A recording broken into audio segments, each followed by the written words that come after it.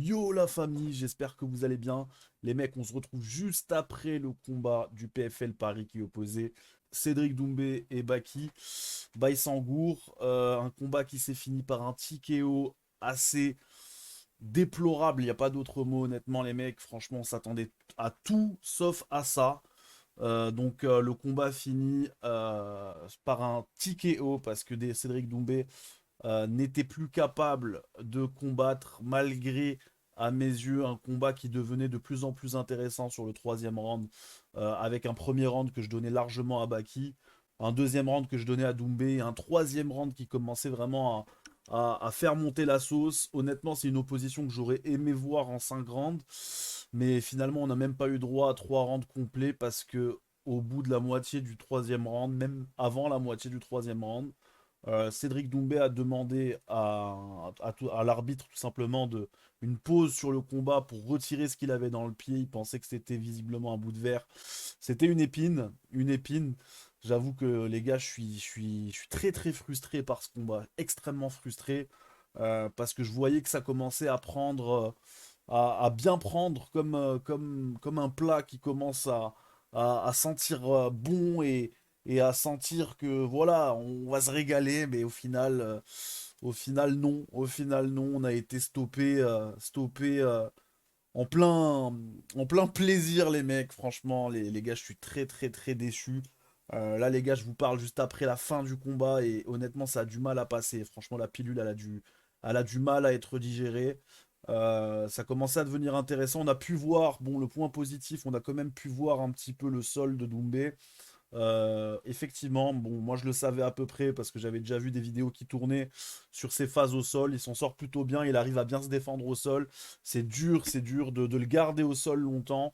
Après, je m'attendais un peu plus peut-être de striking de sa part, même si c'est vrai que je peux comprendre, les deux se craignaient quand même. Ça se voyait déjà dès le début du combat qu'il n'avait pas envie de faire la fête comme il a pu le faire contre Jordan Zebo. Il y avait un certain respect quand même entre les deux combattants. On s'attendait à quelque chose d'autre évidemment comme fin.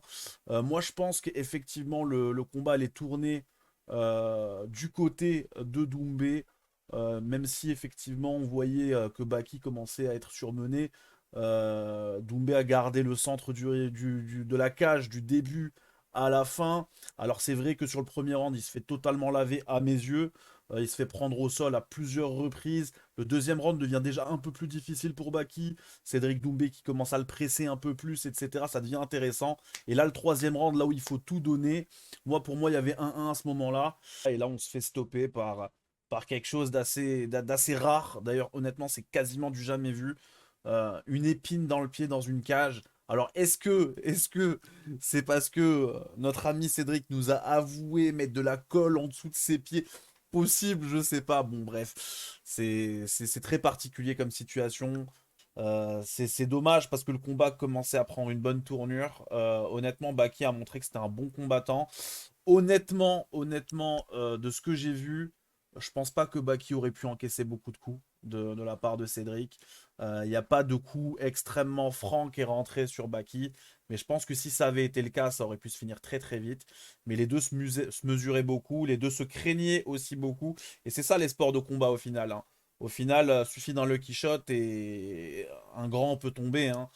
Mais malheureusement, on n'aura même pas pu finalement avoir ce stress jusqu'au bout et ce plaisir jusqu'au bout parce que bon, hein, le combat se fait stopper, se fait arrêter pour une raison qui n'a pas lieu d'être à mes yeux. Il y a effectivement une possibilité que le combat soit recédulé plus tard entre les deux. Est-ce que ça va vous hyper les gars? Est-ce que non? Moi je pense que oui, ça reste un combat hypant, mais c'est triste de finir en tout cas cet événement, donc ce PFL Paris de cette manière. Après les gars, pour être très honnête, même si j'aime beaucoup Cédric Doumbé, je trouve que c'est vraiment dommage de finir le combat de cette manière. À la place de Cédric Doumbé, si j'avais été à sa place, évidemment, je ne le suis pas. Je pense que on a vu des combattants combattre avec des orteils cassés à l'UFC. Et ils s'en sont rendus compte qu'à la fin. C'est pour dire, là, une épine dans le pied, d'accord, c'est peut-être gênant, mais si tu sens que il y a une possibilité qu'on arrête ton combat, si tu continues à persister sur ça, bah continue avec une épine dans le pied, c'est tout. Même si t'es pas à 100%, continue. Je sais pas, honnêtement, je trouve ça dommage quand tu sais que John Jones, il s'est battu avec un orteil cassé, avec son orteil cassé, il s'en est rendu compte qu'à la fin du combat, c'est-à-dire qu'on lui a levé le bras, on lui a dit, hé poteau, ton orteil est cassé. Je trouve ça quand même, honnêtement, je le supporte encore, je suis pas descendu du train, les gars. Mais, mais, je peux pas ne pas dire que je suis pas déçu, les gars. Je suis déçu. Je suis déçu. J'aurais aimé que qu'il persiste et qu'il continue. Alors oui, évidemment, il est pas devin. Il pouvait pas savoir que l'arbitre allait stopper le match, pardon, le combat. Mais il y a de la, il y a de la déception, les gars. Il y a de la déception et malheureusement, ça on n'y peut rien. Bon, en soi, j'ai toujours envie de voir le combat jusqu'au bout. J'ai toujours envie que ça se refasse. À la fin du combat, ils ont demandé au public s'ils voulaient qu'il y ait un deuxième combat entre les deux. Baki est d'accord, Doumbé est d'accord. Ils nous ont montré effectivement une belle image entre les deux combattants à la fin du combat. Et voilà, hein. Donc c'est ça. Honnêtement, j'aurais préféré limite que ce soit un no contest. Mais bon. Ce qui est fait est fait. De toute façon, ce n'est pas une belle victoire aussi bien pour Baki qu'une défaite, une belle défaite, une vraie défaite pour Doumbé.